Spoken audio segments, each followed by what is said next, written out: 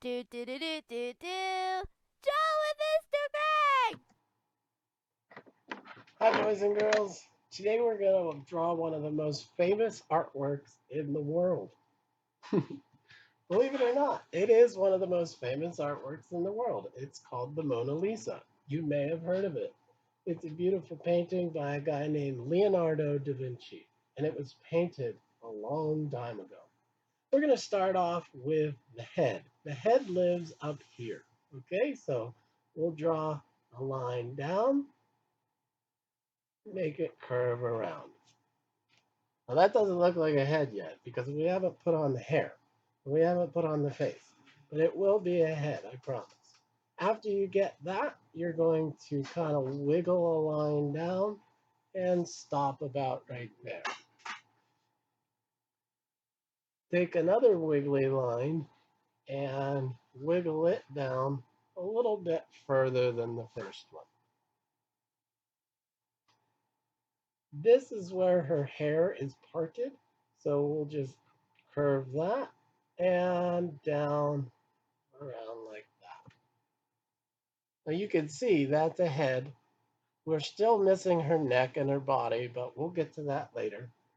I'm going to simplify her face. A lot of artists who have painted Mona Lisa and drawn Mona Lisa have drawn her 1,000 ways. I'm going to keep it simple. So just put in the eyes and then come up and put in the eyebrows. The nose, I just use a simple curve like the letter U. That's not her mouth. Her mouth is underneath of her nose, and you don't want to make it too curvy. If you look at the Mona Lisa, she doesn't have a huge smile. It's pretty small if she has a smile at all. Okay, I'll be putting in a lot of extra lines throughout this drawing, so you'll see how I use line, especially wiggly lines, to add detail. And we're going to come down, and that will be her neck. This line is more of her hair. So far, so good. If I'm going too fast, you can always pause the video. I would like you to try drawing Mona Lisa with me today. Again, there are thousands of ways to do this same type of artwork. I'm just showing you a real simple one. This line here is really long, so we'll start here and work our way up and then kind of stop it right there.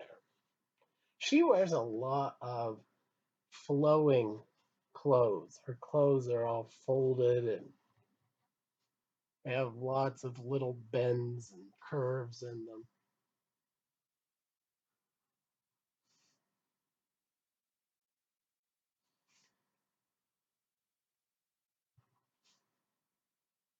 So just follow along. And again, if I'm going too fast, you can always pause the video and catch up. Here's those lines that I was telling you about that have lots of curves to them. And some of them bend as they go down. So if you didn't make it wide enough, you can always come back and add more lines later. Now she's wearing something almost like a scarf that kind of comes down around the back of her.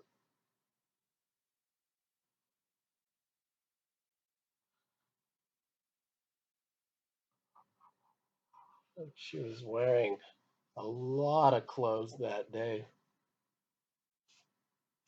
The hard part's coming up, so we're starting with the easiest lines first.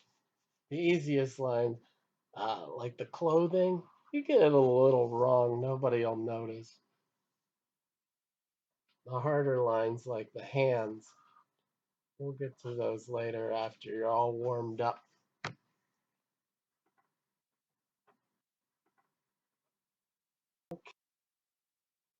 Okay, now that we have what looks like she's wearing clothes, I'm going to add some lines going this direction, and that will create her arm. She has her arm bent. And this arm is bent coming this way. So we'll start adding lines that go like this.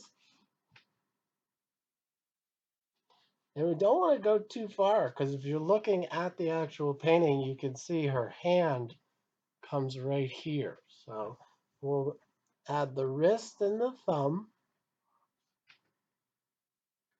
and then the pointer finger,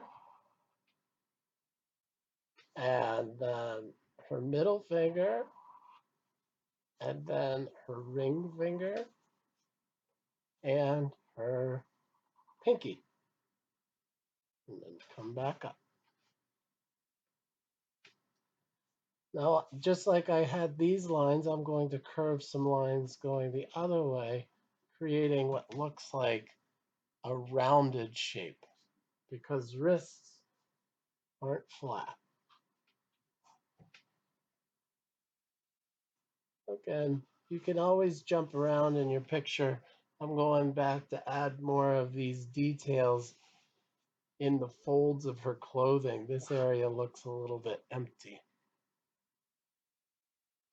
Now, the picture of Mona Lisa, there's lots of videos out there explaining why it looks the way it does and who she was and her relationship with Leonardo da Vinci. If you want to learn more about it, go on and find out what you can to learn more about this famous artwork. Well, that hand almost looks like I don't know, like a dog paw or a claw or something. I made a mistake. It's okay. I'm not going to scrap my whole artwork just because that didn't turn out. Just keep going. Now, when you go to color this, if you choose to color it, use colors that are in what are called neutral tones, browns and tans and grays and greens that have a little bit of brown mixed into them. Even her face was a neutral color. She Leonardo da Vinci didn't use super bright colors to do this artwork. Now, when you look at the background on this painting, the background is a very simple landscape, which means it's a picture of the ground. And the ground in the background of this was a bunch of um, trees and streams. And like I said, if you look at the actual painting, it may give you some ideas of how you might want to do it. If you want to put her in a different place, maybe put her in a city or something like that, you can. But I'm going to try to make it look similar to how he did it. There was a stream or a little river that flowed in the back of his picture. And this makes it more fun for coloring. If it's just plain uh, white back there, it doesn't look as good. Okay, so there you go. That is a very simplified version of a very famous painting called the Mona Lisa. I hope you have fun making it, and I'd love to see them. Uh, Please submit them in Google Classroom so I can see what you've been up to. Have a great day and stay safe.